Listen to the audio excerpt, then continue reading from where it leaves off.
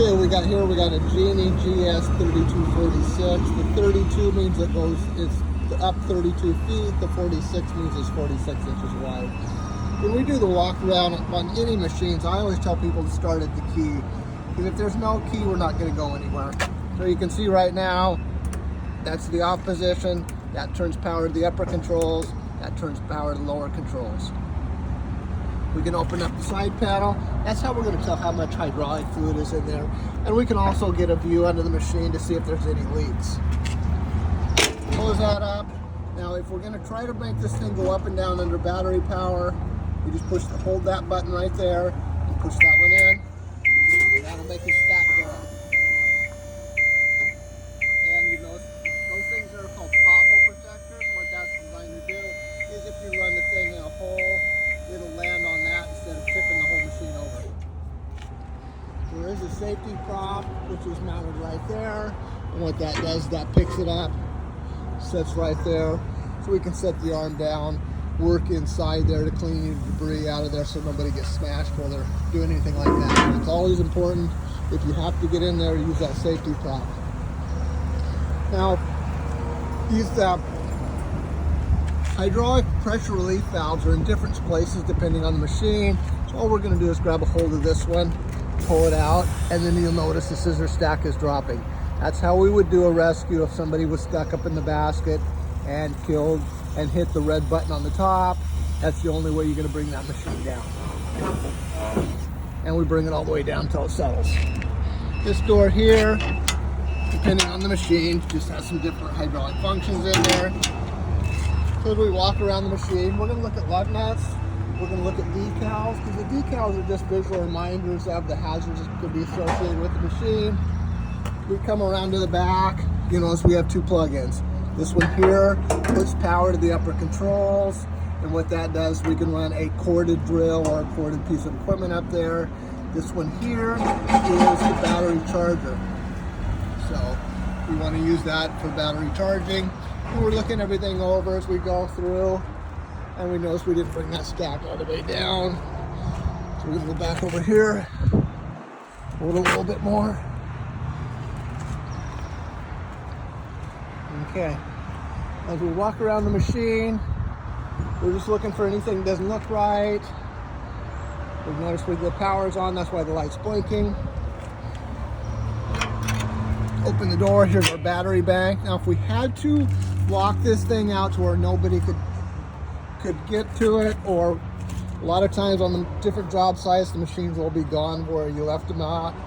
So you can actually unplug the battery like this, and then put a padlock through there to lock the door shut, and nobody can take off with your machine. Or if it's broken, that's a way to secure it from unauthorized use. Shut the door. You notice there's decals all over this thing. Looking at this one over here, there's really nothing in this side over here, but it gives us a view underneath the machine. We'll lock that back in place. We'll walk around the front, and we're back to our starting point where now we're going to switch the power to upper controls. That way we can go up on the top and actually operate the equipment from up the top. And always use a 3-point contact when getting in and out of these machines. Because unfortunately these machines are made of steel, and if we flip or injure ourselves, then we could be severely injured.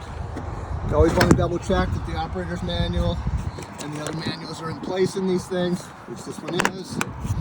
And you notice it's got a lot of different decals on there that tell us different warnings and stuff we have to look at.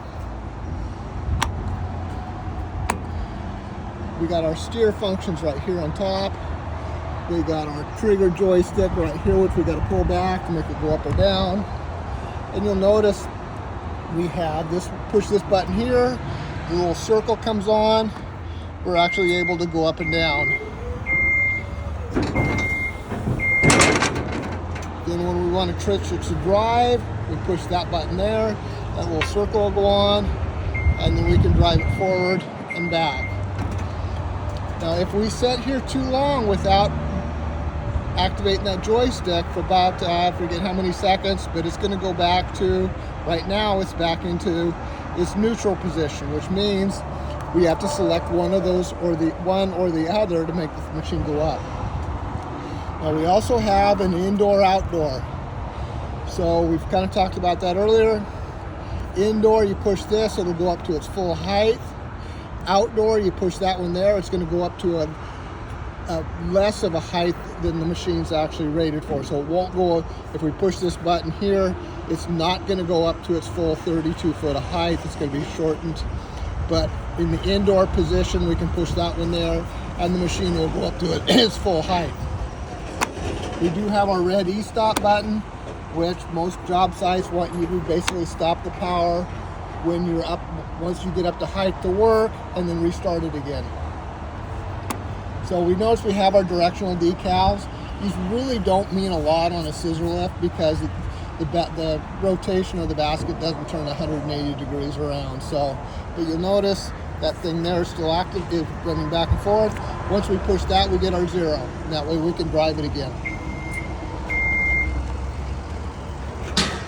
And that is pretty much it. We do have a slide here. We can slide it out. We can push that down, push the slide all the way out. We do have tie-off points. Even though scissor lifts are not required to wear a harness in a scissor lift, there are some job sites that require that, and therefore that's why Genie and a lot of the manufacturers put those in there. And that's it. Thank you.